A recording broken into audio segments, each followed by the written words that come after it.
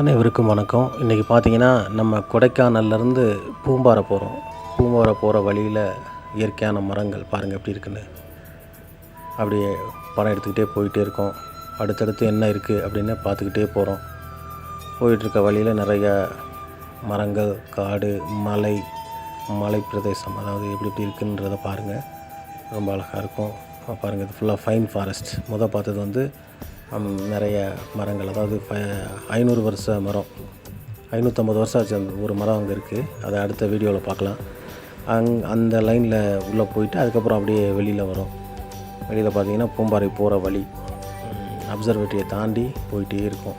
பாருங்கள் இப்படி பாறை இருக்குது. பாறைக்கு அழகாக அங்கே மேலே ஒரு ஓடை, அதெல்லாம் அந்த ஓடையெல்லாம் எடுக்க முடியல, மழை வந்துட்டு இருந்துச்சு. பாருங்கள் அப்படியே அந்த மலை எப்படி இருக்குது, பாறை எல்லாம் இயற்கை சார்ந்த இடங்கள். அப்படியே கீழே பார்த்தீங்கன்னா பூம்பாறை எல்லாம் தெரியுது பாருங்கள் உள்ள. இதுதாங்க பூம்பாறை. பூம்பாறையில் ஒரு என்ன விசேஷம்னு கேட்டிங்கன்னா, அதாவது எல்லா ஊர்லேயும் வந்து வீடுகள் மலை சார்ந்த இடத்துல வந்து உயரமாக இருக்கும், விவசாய நிலம் வந்து தரையில் இருக்கும். ஆனால் இங்கே எப்படின்னாக்கா வீடுகள் தரையில் இருக்கும், விவசாய பூமி வந்து உயரத்தில் இருக்கும்.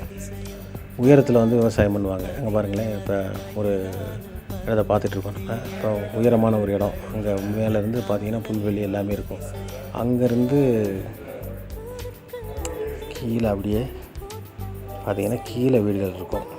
அந்த வண்டி போகிற ரோட்டெலாம் நம்ம பார்க்குறோம். இப்போ பார்த்திங்கன்னா அந்த இடத்துல பாருங்கள் கீழே இருக்க வீடு. இந்த வீட்டுக்கு கீழே இருக்கக்கூடிய அந்த பாருங்கள் அந்த இடத்த இப்போ நம்ம பார்த்தோம்னா, அங்கே பார்த்திங்கன்னா உயரமான ஒரு இடத்துலேருந்து அப்படியே மேலே எப்படி தண்ணி கொண்டு போகிறாங்க, அந்த தண்ணி எப்படி நீர் பாசனம் அந்த இடத்துக்கு போகுதுன்றது தெரியல. அவ்வளோ ஒரு அழகாக இருக்குது பார்க்குறதுக்கு. கொடைக்கானலில் அதிலேருந்து இங்கே கொஞ்சம் காய்கறி இந்த மாதிரி விவசாய பூமியாக இங்கே வந்து அது இருக்குது. ஒரு காடு சார்ந்த ஒரு கிராமத்தை சுற்றி இன்னும் நிறைய துணை கிராமங்கள் பக்கத்தில் இருக்குது. இது கொடைக்கானலுடைய அழகு. இங்கே பாருங்கள், இந்த மேட்டில் வந்து விவசாயம் பண்ணிவிட்டு வீடுகள் எவ்வளோ கீழே இருக்குது பாருங்கள். இங்கே இருக்காங்க இவங்க, எப்படி தண்ணி போகுது அதெல்லாம் அதிசயமாக இருக்கும் அங்கே பார்க்கக்குள்ள. இங்கே தான் அந்த பிரசித்தி பெற்ற இந்த குழந்தை வேலப்பர் அப்படின்ற ஒரு கோயில் இருக்குது. இந்த பஞ்சபாசமி நவபாசமின்ற ஒரு சிலையை உருவாக்குன அந்த ஒரு இடம் அங்கே இருக்குது. தொடர்ந்து லைக் பண்ணுங்கள், ஷேர் பண்ணுங்கள், கமெண்ட் பண்ணுங்கள், சப்ஸ்கிரைப் பண்ணுங்கள். நன்றி.